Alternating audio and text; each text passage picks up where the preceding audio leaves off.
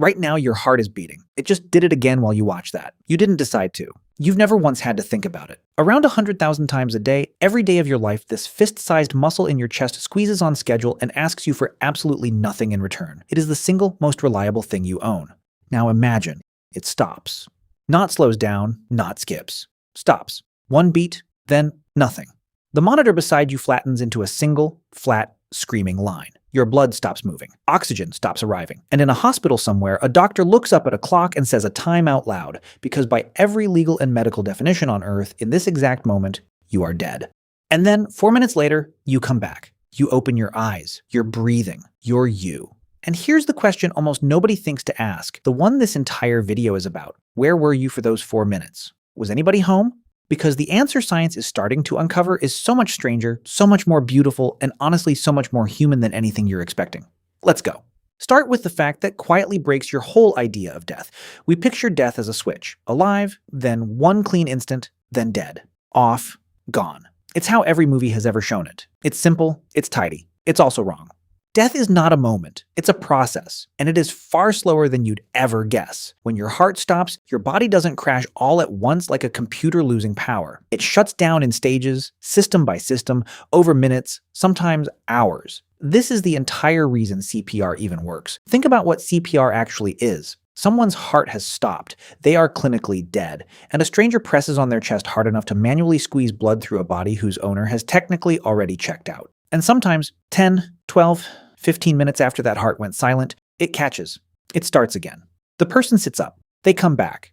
Dr. Sam Parnia, who runs resuscitation research at New York University Langone, has spent his whole career standing on exactly this line, and he says something that sounds almost heretical. Our binary idea of life and death is ancient and outdated. Death, he argues, is not a wall you slam into. It's a door. And for a surprisingly long window, that door swings both ways, which leaves us with a deeply uncomfortable, deeply fascinating question. If you can come back from in there, what is it like in there? Here's where it gets genuinely strange. For decades, scientists assumed the answer was nothing. The brain runs on oxygen, the heart stops delivering oxygen, so the brain simply switches off. Lights out, empty room, end of story. Then, in 2013, a neuroscientist at the University of Michigan named Jimo Borgigan was studying dying rats, and she saw something that had no business being there. In the seconds after their hearts stopped, the rats' brains didn't go quiet. They erupted. A massive surge of high-frequency electrical activity, right at the very edge of death. Everyone assumed that was a rat thing. Until 2023, when her team caught it happening in a human being. An elderly patient was already wired to an electroencephalogram when he suffered a sudden cardiac arrest, an accident of timing that had almost never been recorded before. And in the moments around his death, his brain didn't fade. It ignited. Not a flicker, a firestorm. A surge of gamma waves, the fastest brainwaves we have, spiking in one measurement to as much as 391 times the normal level. Now here is why that should raise the hair on your arms. Gamma waves are the fingerprint of your brain at its most awake. They fire when you pull up a vivid memory, when you dream, when you are intensely, completely, consciously aware. And this surge wasn't random noise sprayed everywhere. It concentrated in the exact regions tied to consciousness and memory, and it spread across the brain in a coordinated, connected pattern that looks almost identical to a brain having a rich, vivid, lived experience. In other words, at the precise instant the body was dying, the mind may have been more awake than it had been in years, which drags us straight into the thing everybody has heard about and almost nobody believes is real: your life flashing before your eyes. For centuries, this was just folklore, a poetic thing, people said. But look at what the science just handed us. A surge of activity in the memory centers of the brain in the final seconds of life. Now ask yourself what that would feel like from the inside. If every region that stores and replays your memories fired at once, in one coordinated flood, you wouldn't remember your life. You would relive it, not one moment at a time, all of it. A lifetime unspooling in an instant that, from inside, might not feel like an instant at all. It might feel like forever. And people who've been resuscitated describe exactly this, with eerie, repeating consistency. Not a slideshow they watched, a life they walked back through. And here's the detail that wrecks people every time. They don't just see their own life. Many report feeling it from the other side, feeling the joy they gave and the pain they caused, as if for a few seconds they had become every person they'd ever touched. The brain, in what might be its very last act, plays you the whole story of your existence. One final time, just for you. Now a smaller, quieter fact, and I'll warn you, this one lands hard. Of all your senses, hearing is the last one to leave. When a person is dying, Even after they've stopped responding, even when they look completely, utterly gone, studies of hospice patients show their brains are still reacting to sound, still processing voices. In some cases, after they've lost the ability to move or speak or open their eyes. From the outside, the lights look off. Someone is still in there.